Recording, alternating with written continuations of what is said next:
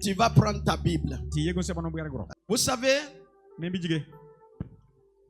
la dernière fois, c'est-à-dire le vendredi soir, je vous ai parlé d'une histoire que les fils des prophètes ont dit à leur père que l'endroit où nous sommes là, l'endroit est devenu petit. Alors, nous irons en brousse pour aller couper des bois et étendre ou élargir la maison que nous sommes dedans. La maison que nous sommes dedans. Et la Bible dit, ils vont demander une hache. Et ils sont allés en brousse. Et le père dit, je ne vais pas vous laisser seul. Je vais aller avec vous. C'est comme ça notre Dieu nous a dit, je ne vous laisserai pas orphelins. Je serai avec vous pour toujours. Emmanuel est avec nous. Alléluia. Et la Bible, ils sont partis. En coupant les bois, c'était au bord de l'eau. Et le fer de leur hache va se retirer et tomber dans l'eau. Les fils des prophètes ont crié vers leur père. Élisée, Élisée. Oh, Élisée, papa. Voilà ce à quoi nous assistons. Alléluia. Le fer est parti au fond de l'eau. Le fer est allé au fond de l'eau. Le fer a coulé. Alléluia. Amen. Le fer allé au fond de l'eau. Je m'avais dit à quelqu'un ce matin que tu penses que tu as coulé, ou les gens pensent que tu es allé au fond, tu es tombé, mais tu reviendras à la surface ce soir.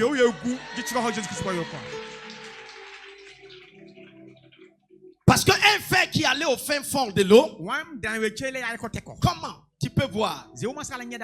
Comment tu peux retrouver? C'est une histoire. Il n'y a pas de solution. Personne ne peut te dire que je peux. Quand tu regardes ta vie ce matin, tu te dis que est-ce que je peux? Est-ce que ma mort ne vaut pas mieux que ma vie? Non. Tu as coulé. Mais tu peux revenir à la surface. C'est pourquoi Dieu t'a envoyé ici ce matin pour que toi tu crois que tu es au bas de l'échelle.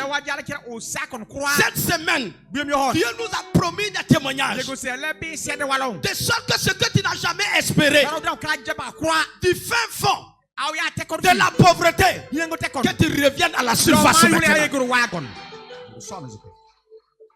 Alléluia. Du fin fond de la maladie, que tu reviennes à la guérison maintenant. Je t'annonce que tu n'as pas coulé. Tu n'es pas tombé. C'est maintenant que tu seras debout. Tu es un debout ce matin. Je dis tu es un debout. Tu n'es pas un coulé. Mais tu es un qui croit que c'est un debout.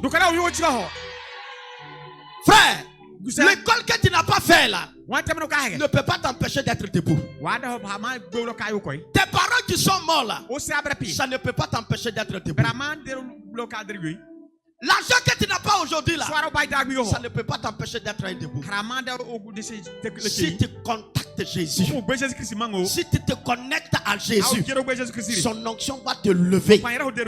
Et les gens vont penser, ils ne vont pas croire. Nous servons un Dieu qui est si puissant, qui n'a rien à voir avec l'œuvre de maraboutage. Je ne comprends pas pourquoi les chrétiens respectent le maraboutage et ils ne respectent pas l'onction de Dieu. Pourquoi ils croient que le monde peut élever des gens? Des féticheurs peuvent élever des gens, des marabouts peuvent élever des gens, et puis ils ne croient pas que Jésus peut les élever. Pourquoi? Mais pourquoi tu viens à l'église? Et puis tu dis ton Dieu est le meilleur Dieu. Il est le seul Dieu. Il est le Dieu puissant. Il est le Dieu fort. Quelles sont ses œuvres? Tu dis quelque chose que tu ne crois même pas ça. C'est pourquoi tu parles le langage de défaite. Quand tu te regardes là, tu te blâmes. Et c'est pourquoi tu te décourages. Et tu dis des paroles qui te condamnent toi-même. Qui a dit que tu ne peux pas te relever? Qui t'a dit ça? Le fer est tombé. On va dire ça coulait. Ça allait au fin fond.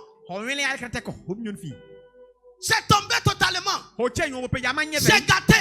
On ne peut plus rien faire. Mais c'est là la main de Dieu commence. Quand la main de Dieu est sur toi, c'est là ça commence. Quand la main de Dieu est sur toi, c'est là ça commence. Ton histoire n'est pas terminée. Ton histoire n'est pas comment? Terminée.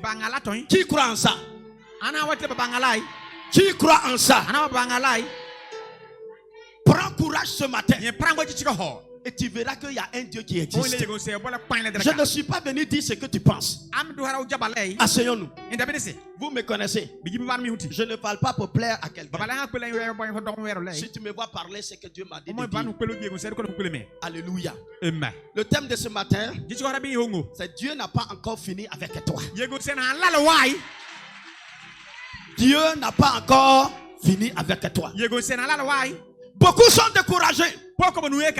Faudra-t-il arrêter d'aller à l'église? Faut-il arrêter de prier? Est-ce qu'il faut arrêter de jeûner? Parce que depuis longtemps, nous étions en train de faire ça. Et rien ne marche toujours. Frère, le temps de Dieu, c'est le meilleur temps. Alléluia. Alléluia. Le fer est tombé dans l'eau.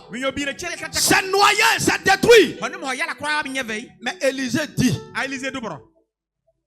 c'est tombé où ça? Je te pose la question. En quoi tu es tombé ce matin? Financièrement, maritalement, en quoi tu es tombé? La maladie qu'on a déclarée sur toi, elle te ferait? Non. Tu vas passer de la maladie à la guérison. La maladie à la guérison. Il faut que quelqu'un soit guéri de ce mal pour témoigner. Il faut que quelqu'un soit à ce stade-là, que tout le monde va connaître. Et puis Dieu va le lever. Son témoignage rendra Jésus vivant. S'il n'y a pas de témoignage, comment les gens sauront que Jésus est vivant? En quoi les gens doivent bénir le nom du Seigneur à cause de toi? Ceux qui te connaissaient, qui voyaient comment tu étais, ils doivent aujourd'hui applaudir.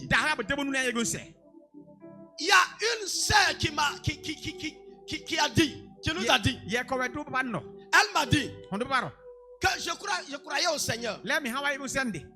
Comme, bon, on croit comme ça. Mais à cause de toi, ta vie là, je sais que Jésus est réel. Parce que la sœur connaissait. La sœur me voyait. La sœur m'écoutait. Elle m'a vu m'habiller. Elle a vu comment je mange. Elle a vu où je dormais. Elle a vu comment j'étais. Mais quand elle regarde à présent, elle dit, je croyais que Dieu existe. Mais aujourd'hui là, je sais que Jésus est réel. Alléluia. Alléluia. Avant d'aller chez Papa Foko, je dormais dans une maison en brousse. 3 ans. Ils n'ont pas mis les cadres, ils n'ont pas mis les fenêtres, ils n'ont pas mis quoi. J'ai pris tôle pour fermer. Pendant 3 ans. Et j'ai mis des cartons là pour me coucher.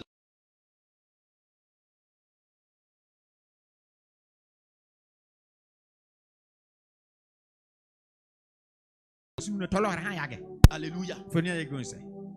Amen. Et une des églises les plus vivantes. Je me suis converti dans Pentecôte Côte d'Ivoire. Alléluia. Dans les années 90. Donc je connaissais le Seigneur. Je prêchais même à l'église. Je dirigeais d'abord mon village avant de venir au collège. Et arrivé au collège, je partais à l'église. On animait les cellules. J'étais dans le mouvement des jeunes. Mais cela n'a pas en Bruce. Ton histoire n'est pas... Dieu n'a pas terminé avec toi. Celui qui voyait où je dormais, il peut croire que c'est fini. Et Jésus, que le propriétaire est venu me trouver, il m'a dit que bon, chaque mois tu vas payer 1000 francs. J'ai tapé 10 mois, je ne peux pas payer. Ton histoire est un témoignage de demain. Arrête-toi, arrête de ton sort.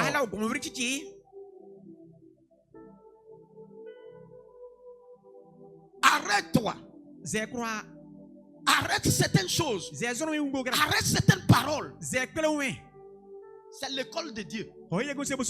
Et tout le monde va passer par là. Tout ce que Dieu élève passera par cette école. Sinon, ton témoignage ne sera pas crédible. En quoi tu vas bénir le nom du Seigneur? En quoi l'orgueil ne va pas te prendre de main? Si tout vient facilement comme ça, mais tu seras orgueilleux. Tu ne vas pas te rappeler. Aujourd'hui, si je dois m'énerver, si je dois m'enorgueillir, je regarde derrière. Et puis dis, petit, tu étais en brousse. Si on te ramène là-bas, tu vas lire l'heure.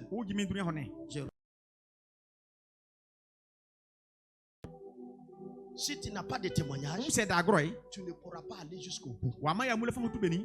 Vous savez, il y a des gens qui commencent bien et qui terminent mal. Tu es en train de me suivre? Tu es en train de me suivre? Dieu m'envoie pour te parler. Je parle de toi. Ton histoire n'est pas terminée.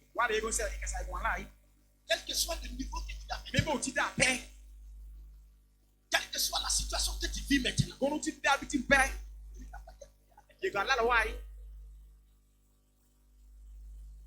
si le fait aller dans l'eau, où on ne peut plus retrouver, mais par l'onction de Dieu, sur la vie d'Élisée, afin qu'il a pris un bois, il a mis sur l'eau, et le fer est venu se coller au bois.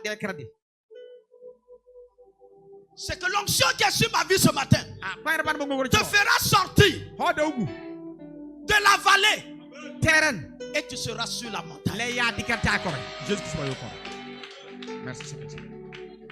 Je déclare sur ta vie ce matin, quand tu vas quitter ce lieu, tout ce qui est porte qui était fermée, cette porte s'ouvrira d'elle-même au nom de Jésus.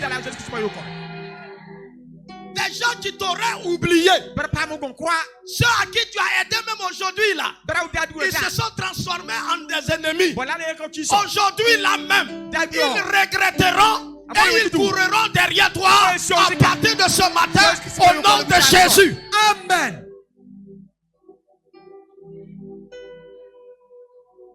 Si tu sais qui tu es, tu ne vas plus pleurer à partir de maintenant. Parce que Dieu est avec toi. Et quand Dieu est avec toi, il fait des choses pour que tu voies la gloire de Dieu. Dieu n'a pas encore fini avec toi. Je dis Dieu n'a pas fait comme ça. Pourquoi tu pleures? Pourquoi tu te décourages? Pourquoi tu t'en prends aux gens? Ton avenir ne dépend pas de quelqu'un. Ça dépend de Dieu. L'homme peut te condamner, mais Dieu ne condamne pas. L'homme ne fait que dire ce qu'il a vu. Mais lui, toi et nous tous, nous sommes limités. Personne ne voit demain. Personne ne sait 2 secondes, qu'est-ce qui pouvait se passer? Mais Mais le Dieu suprême connaît ta vie. Il me dit de venir t'annoncer ce matin qu'à partir d'aujourd'hui, si tu vas commencer à compter sur lui, sans regarder les gens, sans regarder ce que tu vis, sans écouter les oreilles, tu ne seras plus la même personne. Parce que Dieu va te faire monter. Je te vois monter ce matin. Je te vois monter ce matin. Et tu dois être au sommet maintenant. Amen. Assois-toi au nom de Jésus. Juge chapitre 11. Le verset 1 à 11. Makato Pradeya Sova. Je ne suis pas venu te prêcher, mais je te communique la pensée. Si tu penses que Dieu parle de toi, c'est toi. Si c'est pas toi, c'est pas toi. Juge 11, verset 1 à 11. Je lis la parole du Seigneur. Jephthé le Galadite était un vaillant héros. Il était fils d'une femme prostituée. Et c'est Galad qui avait engendré Jephthé.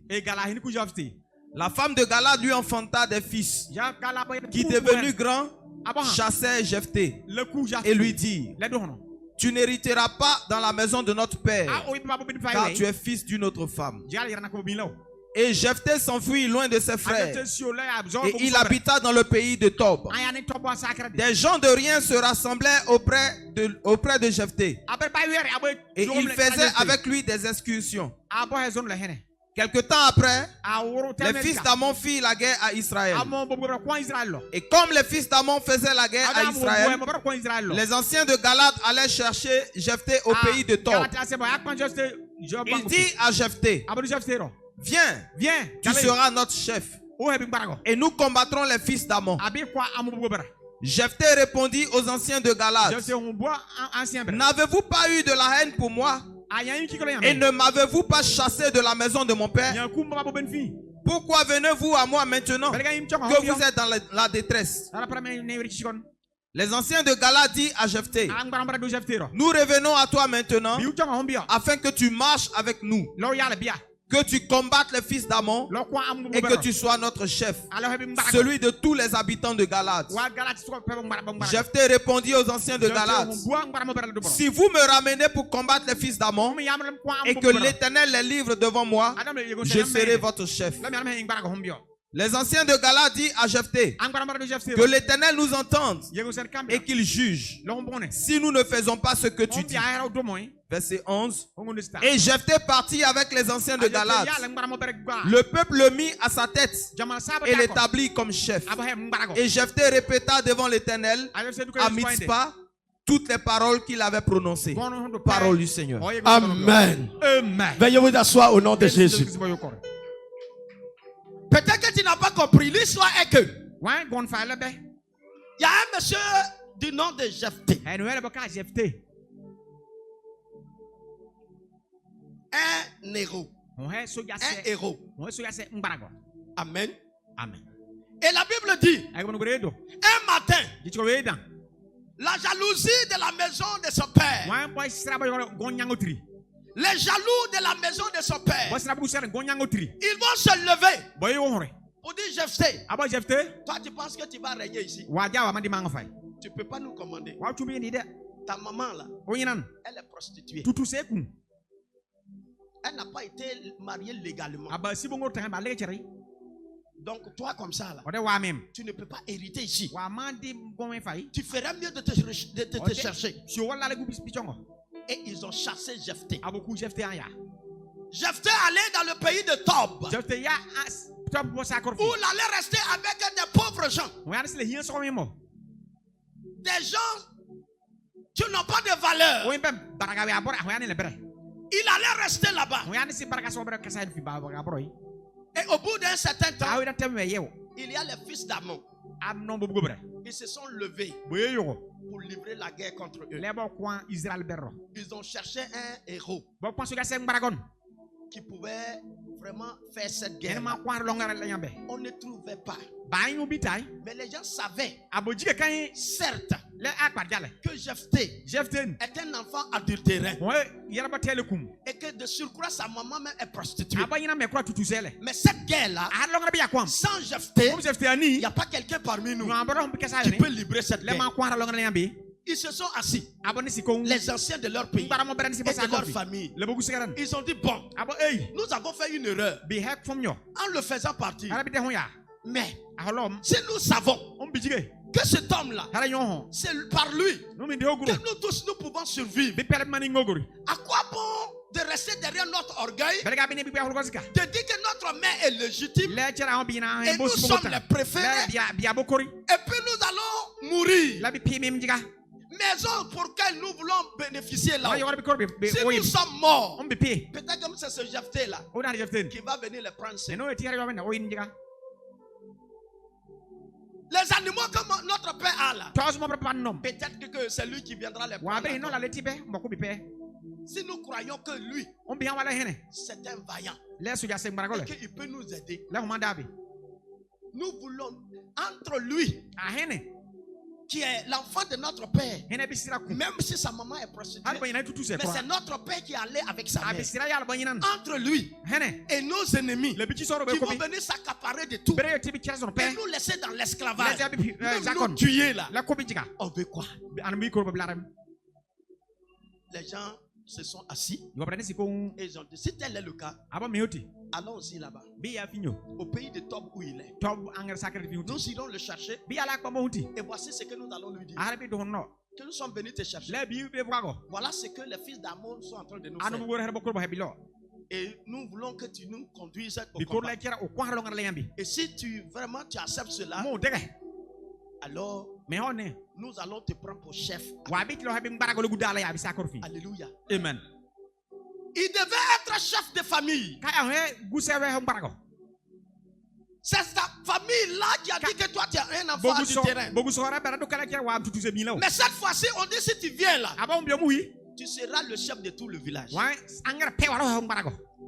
il y a de grandes choses que Dieu réserve pour toi. Mais toi, tu es en train de mourir pour des petites choses. Mais il faut des situations qui arrivent pour que ces grandes choses-là arrivent.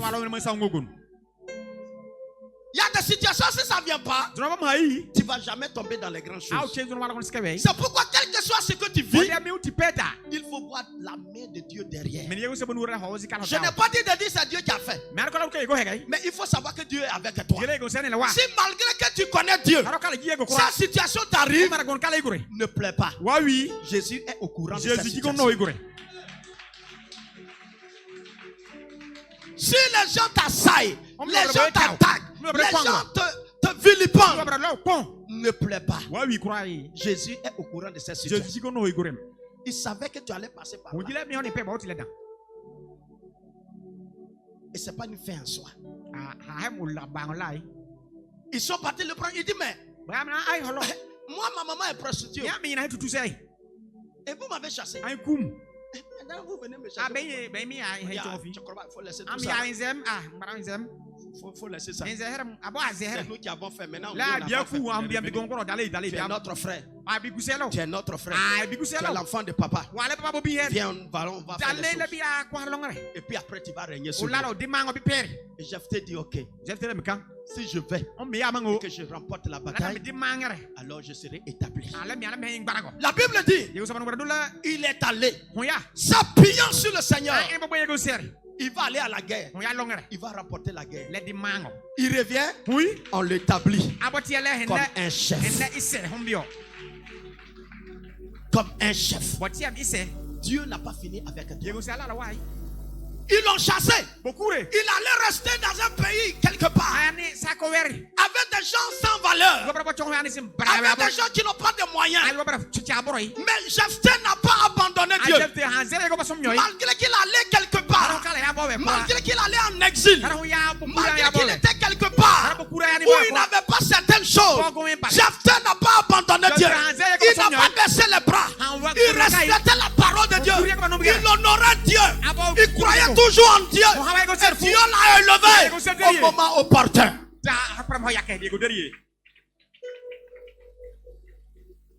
Alléluia. S'il était dans son village, on allait dire qu'il est habitant du village. Donc s'il remporte la victoire, ils vont lui donner des présents seulement. Et puis c'est fini. Parce que tu es fils du village. C'est quoi on va te dire? Mais Dieu voulait qu'il règne sur lui. On voulait qu'il règne sur la ville. Donc il faut que les gens vont le rejeter d'abord. Et puis Dieu va pousser les ennemis à venir les provoquer, de sorte qu'ils soient effrayés et qu'ils se rappellent qu'il y a quelqu'un qui est parmi nous. Sa maman n'est pas une femme légitime. Elle est prostituée. Mais ça là, s'il est devant, ça sera la victoire pour nous.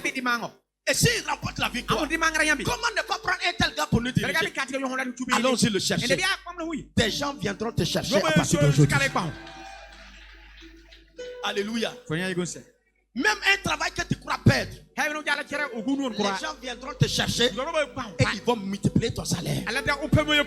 Ils viendront te chercher. Tu penses que c'est fini? Ils viendront te chercher pour aller faire quelque chose. Ils sauront que tu existes. Ils viendront te chercher pour que tu puisses les aider. Et à partir de là, tu vas rentrer dans une autre dimension de ta propre vie. Dieu n'a pas fini avec toi. Ce que tu vis ce matin, on n'appelle pas ça échec. On appelle ça expérience. Pour que tu évites les erreurs d'hier. Parce que les vraies choses sont devant toi. Je dis les vraies choses sont où? Tu penses que ce qui était derrière était meilleur? Non. La Bible dit la valeur de la seconde maison sera plus glorieuse que la première. Alléluia. Amen. Ton ancienne vie ne peut pas être plus glorieuse que ta vie future. Et Dieu me dit de te dire ce matin, fortifie-toi. Fortifie-toi. Ne garde pas rancune avec les gens. Ne parle pas le langage de tes détracteurs. Ne parle pas comme les autres. Mais lève-toi. Et crois en ton Dieu. Quel que soit ce que tu traverses, crois en ce Dieu. Il y a un Dieu qui vit là-haut et qui règne vraiment. Et c'est de lui tu es.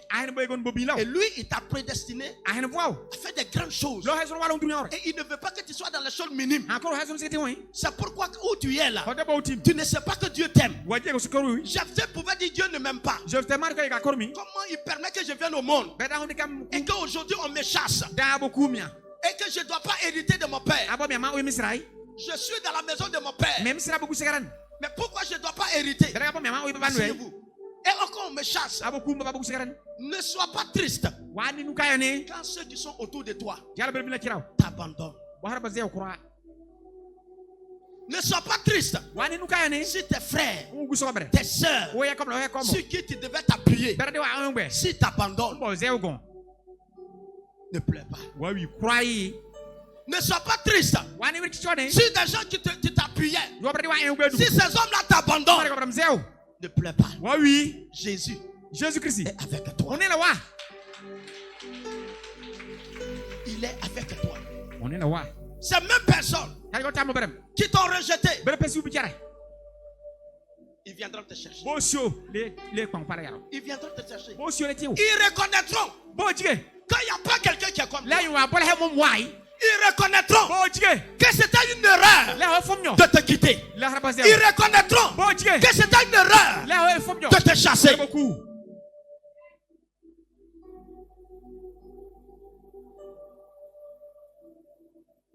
Quelqu'un m'écoute ici. On t'a abandonné. Qu'est-ce que tu sens actuellement?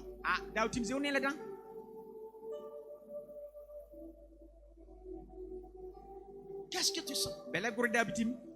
Ce sont les enfants de son père qui ont dit que toi tu es étranger.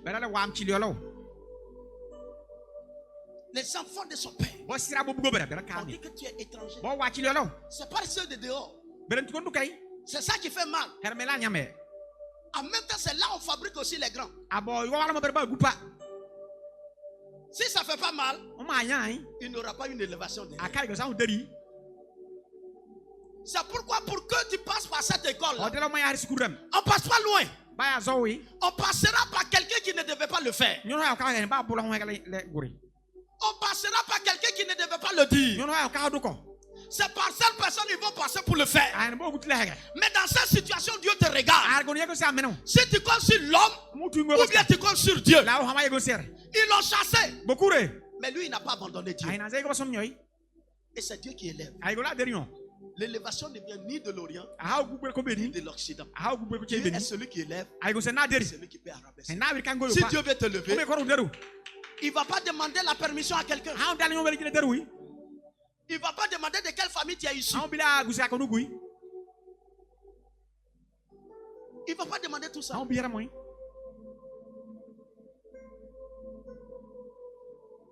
La parole de Dieu reste. La parole de Dieu. Toi qui vis des réalités ce matin, je ne vais pas parler pour que tu acclames toi-même, mais je parle à ton cœur. Je parle à ton esprit. Parce que Dieu parle. Je ne suis pas obligé, je ne suis pas venu pour t'encourager. Comme tu le penses. Mais je rapporte la pensée de Dieu à toi.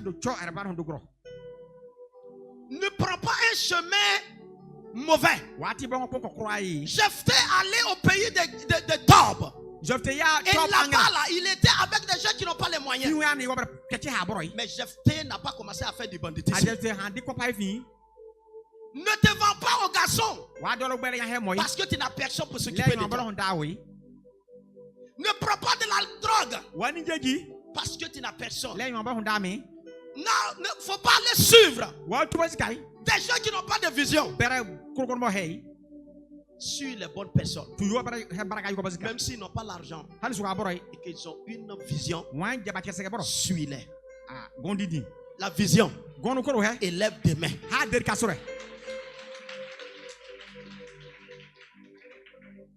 Ne suis pas de mauvaises personnes. Ne suis pas de mauvais conseillers. Si tu veux regarder la situation que tu as dedans, tu écouteras des mauvais conseillers. Ils vont te conseiller aujourd'hui. Tu vas croire que vous êtes ensemble. Mais plus tard, tu verras que le diable les a utilisés pour te détruire. Jephthé est resté dans la main de Dieu sans se décourager.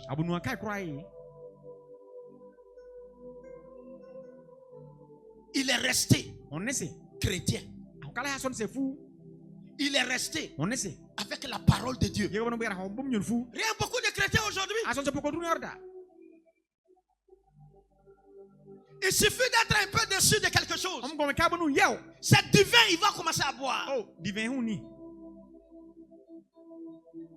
Il commence à devenir menteur, manipulateur, sorcier, mesquin.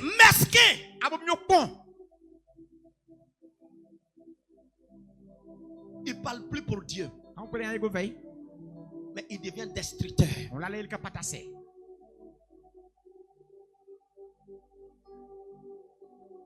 Tu peux toujours servir Dieu.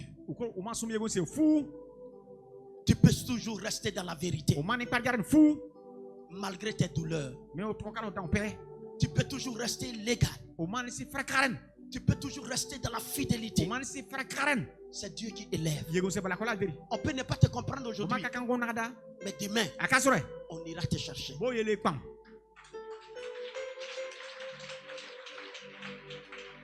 Les mêmes personnes qui te blâment aujourd'hui, demain ils diront que c'est toi qui es meilleur. Regardez la frustration. Quand Jephthé a pris ses bagages et qu'il quittait la maison de son père et qu'il s'en va en exil forcé, pensez-vous qu'il était à l'aise? Peut-être il est parti en pleurant. C'était dégradant. À l'étranger, on l'a accepté. Mais dans la maison de son père, ils l'ont chassé.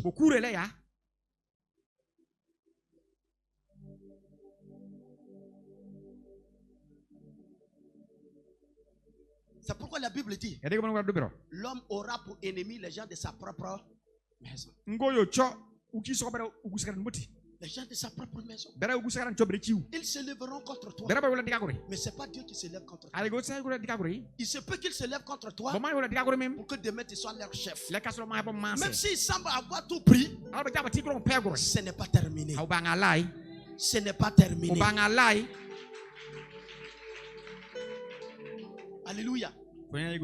Quelque chose que tu crois que c'est meilleur peut quitter tes mains. C'est frustrant. Des gens auront leur mot à dire. Mais ce n'est pas une fin en soi. Demain, les gens comprendront qui tu es.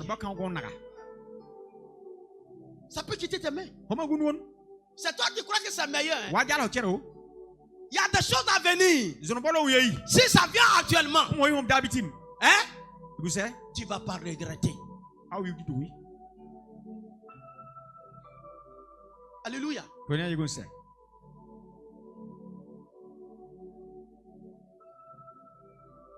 Voyez? Mon père spirituel avait dit en son temps de marier quelqu'un. On l'a fait venir à l'église là-bas. Il a donné une chambre là-bas. Fatou est là, elle connaît dedans. Un jour, je sors. Je m'en vais au champ. On a fait un jardin. Et l'argent, ils m'ont donné 36 000. Je vais au champ pour venir. J'avais un sac quelque part là. Il y a une chaîne. C'est qu'il faut être voleur professionnel pour savoir que là-bas là, il peut avoir poche. J'ai mis dedans. J'arrive. Je regarde. L'argent a disparu. 36 000. Pour toi, ça ne veut rien dire. Hein? Mais à l'époque des faits, 36 000 là, ça vaut 50 milliards. Puisque je peux taper 6 mois avant d'avoir 100 francs. Donc imagine-toi jusqu'à 36 000. Je me rappelle bien, je vous dis ça toujours. J'ai prêché et puis une dame m'a donné 1000 francs. Je suis allé voir la dame là après. C'est pas comédien. Hein? J'étais dans tout mon sérieux pour dire.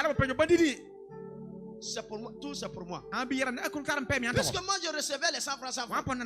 Donc dans ma tête ça fait 100 francs 10. Et coup, j'ai demandé à la dame là, est-ce que tout est pour moi? C'est pas comédien. Hein? C'est pas comme si je bouffe après et puis elle va dire non, c'est pas tout. Donc je suis allé lui demander est-ce que tout est pour moi? Donc la soeur vient de prendre quoi? 36 000. Ça là, je vais dire ça comment à papa?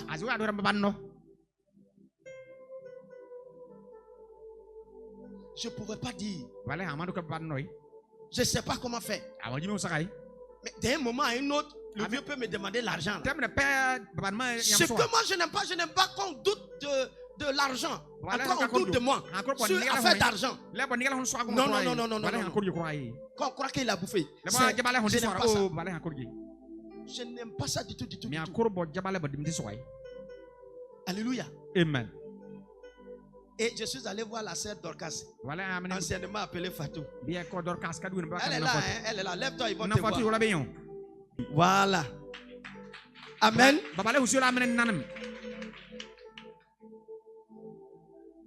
Elle m'a donné ça. Alléluia. Je ne peux pas dire à papa aussi.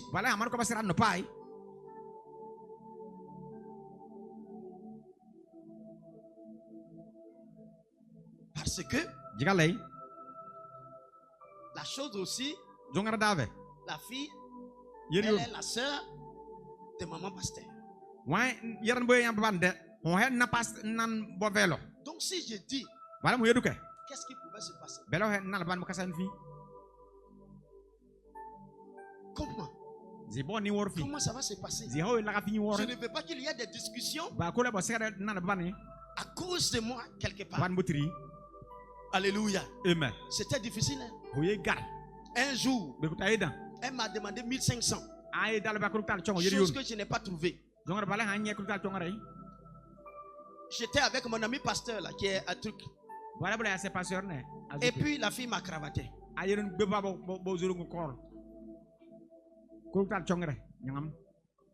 J'étais encore ancien.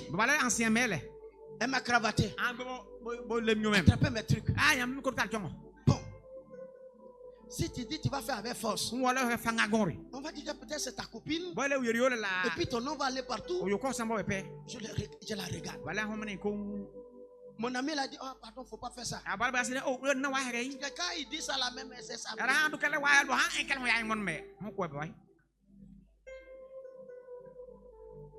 Alléluia. Amen. On est resté longtemps là. Hein? Bon, après j'ai fait des techniques. Et puis elle a laissé. 1500. Et ça m'avait fait mal. Mais c'était pour mon bien. À présent, cette sœur-là, elle est morte. Peut-être que c'est dans ce programme-là que Dieu m'a enlevé dedans. C'est dans ça là Dieu voulait m'enlever dedans. Elle m'a cravaté. Sachant que je n'ai pas l'argent. Elle connaît bien la situation. Elle m'a cravaté. Alléluia. Amen. C'est dans ce même temps-là, après tout ça là, que ma première dame est venue me tenir. Alléluia. Amen. Voilà, c'est ça. Alléluia. Amen. C'est pas pour l'adorer. Mais elle m'a accepté à un moment que personne ne pouvait m'accepter. Même toi qui es ici ce matin, si moi je venais vers toi en ce temps-là, tu allais me chasser. Au moment elle m'acceptait. Voilà quelqu'un qui m'a cravaté à cause de 1500. Mais quand on a fini de faire notre mariage là, on n'avait que 7000. 7000 pour vivre. Et j'étais déjà pasteur. Mais par mois, on me donne, enfin, par semaine, on me donnait TNT 5000. Donc par mois, ça fait combien? 20 000. C'est pas l'église qui paye ma maison. Il n'y a plus rien qu'on me donne. J'ai pris enfant de quelqu'un pour marier. C'est elle qui va au marché, qui travaille, et elle envoie, on mange. Alléluia. Amen. Imagine-toi si c'était celle qui m'avait cravaté là. Aujourd'hui, toi, tu allais me connaître. Et Dieu savait que voilà ce que je devais faire. Mais il me fallait quelqu'un. Et une fois que je trouve ce quelqu'un-là, je pouvais enfin commencer le ministère. C'est pourquoi c'est juste après le mariage que la séparation est venue avec mon père spirituel pour que l'église soit née, pour que mon père et moi nous soyons un aujourd'hui. Alléluia. Amen. Il a fallu que ça soit comme ça pour que je fasse ce que je suis en train de faire et que mon père puisse travailler là-bas pour que tous ces âmes-là, on les donne à Jésus. Alléluia.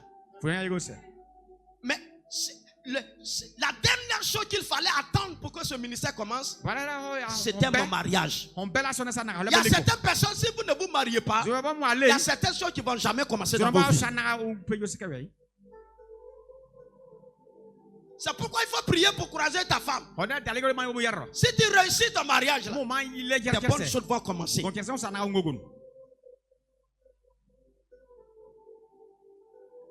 Quand l'autre m'avait fait ça, ça m'a fait mal. Mais c'était pour mon bien. Il ne faut pas prendre tout en mal. Il y a certaines choses, c'est pour ton bien. Si tu comprends ça comme ça, tu n'auras pas de problème avec Dieu. Mais c'est quand tu crois que ce qui m'est arrivé là. Oh, pourquoi Dieu a fait ça? Pourquoi je paye Dieu, ça arrivé? Pourquoi je fais offrande, ça arrivé? Que tu tombes. Sinon le chrétien ne tombe pas.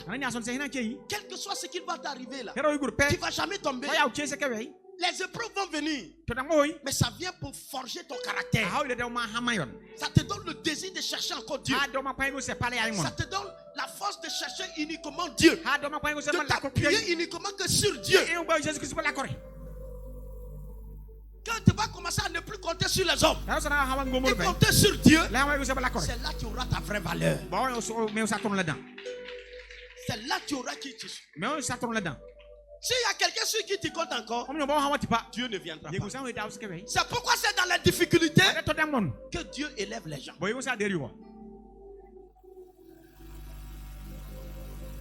C'est quand les gens t'abandonnent que Jésus te ramasse. Si les gens ne t'abandonnent pas, tu n'auras pas ta vraie valeur. Tu ne vas pas fournir assez d'efforts. Alléluia. Amen. Alléluia. Amen. Vous voyez, Dieu est bon. Si tu penses que Dieu est bon, que ta situation ne te fait pas dire le contraire. Crois toujours que Dieu est. C'est toi qui ne sais pas. C'est pourquoi tu penses que Dieu n'est pas. Dieu est bon. Dieu est bon. Dieu est bon. Ce que tu aimes peut te quitter. Mais c'est Dieu qui t'aime. C'est l'amour de Dieu. Tu ne sais pas comment ça va se passer demain.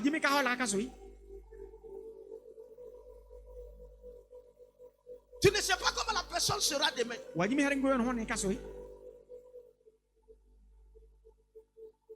Quand Dieu fait ces choses, compte sur lui.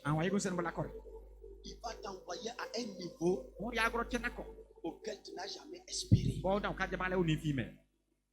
Alléluia. Amen. Alléluia. Amen. Ce matin, il me dit de te dire que ton histoire avec lui n'est pas terminée. C'est pas terminé. Dieu a dit il va t'élever. C'est pas terminé. Ce que tu étais dedans, et puis tu pensais que c'est dans ça il va t'élever, qui vient de se fermer là, il te dit c'est pas fini. Dieu a sa façon d'approvisionner ta vie. Allez-y demander à Élie. Élie était dans le désert. C'est le corbeau qui venait lui donner à manger. Il buvait l'eau du torrent. Et à cause des 3 ans et demi sans pluie, le torrent a séché. Il n'y a plus de l'eau pour boire. Le corbeau aussi ne venait plus lui donner. Dieu a fini cette phase-là. Cette façon d'approvisionner sa vie. Il venait de mettre fin. Des incroyants peuvent venir nourrir ta vie. Mais il y a un temps qu'ils doivent le faire. Et après un temps, Dieu met fin à cela pour que les fils légitimes qui doivent recevoir la récompense viennent t'aider pour être bénis. Quand j'ai commencé le ministère, il y a les musulmans qui ont payé ma maison pendant 6 mois. Pendant que les chrétiens tiraient à boulet rouge sur moi. Les chrétiens me prenaient pour prêcher. Ils ont dit beaucoup de choses. Ton histoire n'est pas terminée. Il te faut te lever maintenant. Alléluia. Dieu peut permettre souvent des maladies. Il peut permettre quoi? Des maladies. Je n'ai pas dit il donne. Mais il peut permettre.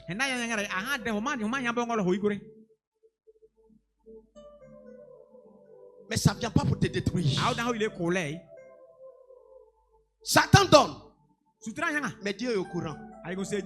S'il a laissé faire, c'est parce qu'il sait que ça là, ça ne va pas te détruire. Mais ça va faire que son plan parfait va se réaliser dans ta vie. Continue de compter sur lui. La maladie ne peut pas détruire le plan de Dieu. La maladie ne peut pas faire changer le plan de Dieu. La prison ne peut pas. L'exil ne peut pas. Non. Tous ceux que Dieu élève, même bibliquement, vous allez voir, la plupart ont fait l'exil. Abraham n'a pas fait l'exil.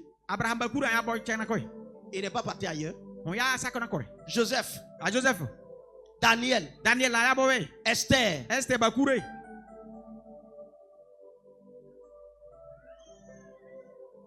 Même Jésus.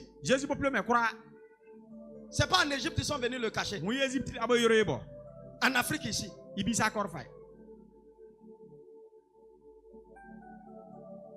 y a des moments dans ta vie où vraiment tu auras la peur.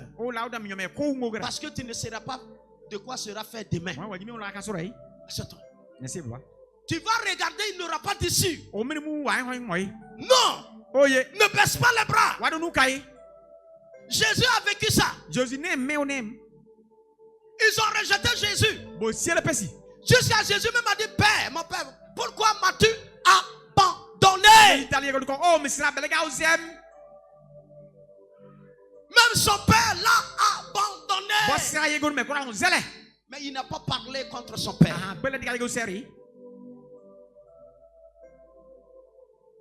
Il aura des moments où ils vont t'abandonner. Il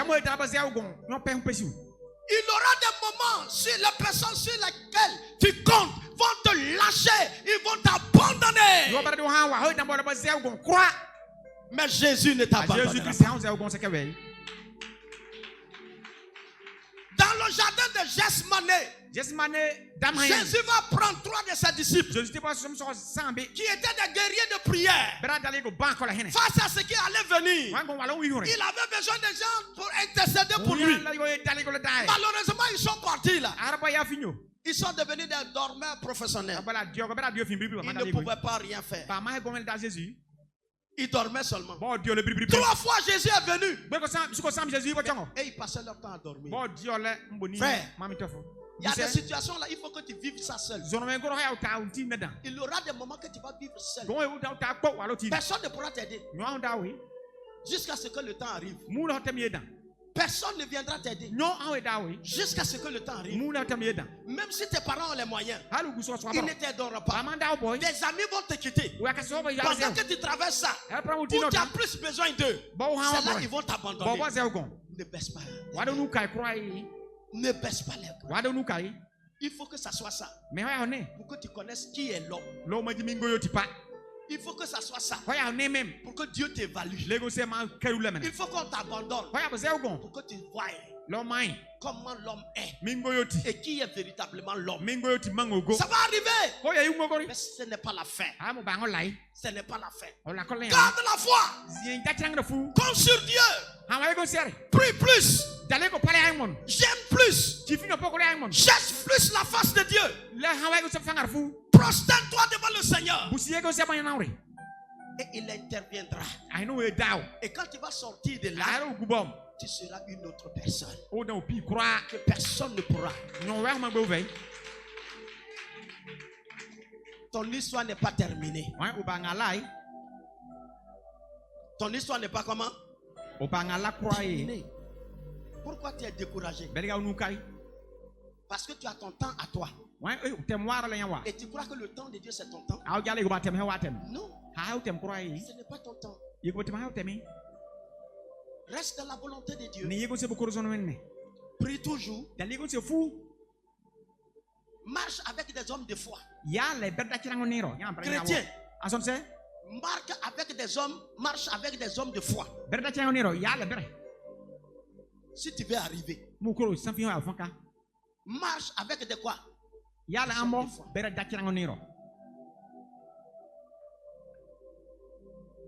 Parce qu'il y a des gens, si vous marchez ensemble, votre destinée risque de prendre un coup. Marchez avec des gens qui ont la même vision. Marchez avec des gens qui sont porteurs de vision. Si vous marchez avec des gens qui n'ont pas de vision, ils vont tuer ta vision. Parce qu'ils vont te dicter leur loi. Ce qu'eux ils veulent là, c'est comme ça que tu dois faire. Mais ta vision là est ta vision. Il faut marcher selon ta vision.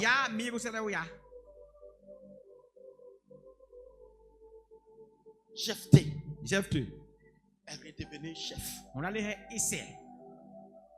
Et mets-toi à sa place ce matin. Que toi tu peux devenir puissant. Tu peux redevenir puissant. Plus puissant que ce que tu étais.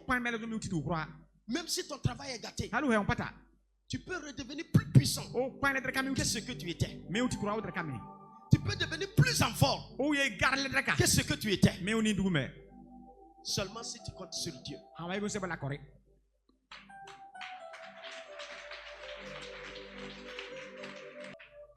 Alléluia. Amen. Frère, apprends à compter sur Dieu et compte sur toi. Tu es la meilleure personne qui soit. Et tu peux réussir à n'importe quel moment. Bats-toi. Travaille dignement. Laisse Dieu faire. C'est lui qui sait comment il va te bénir. Il peut te faire croiser un président. Il peut te faire croiser un PDG. Il peut te faire croiser quelqu'un. Il peut faire que toi-même tu vas prendre l'or. Il peut faire que tu vas travailler. Et puis le travail va avancer. Et tu auras même des travailleurs. Et tu vas avoir l'argent. Dieu sait comment il peut bénir. Ne te décourage pas. Crois en Dieu. Crois en toi. Que Dieu te bénisse. Que sa grâce soit sur toi.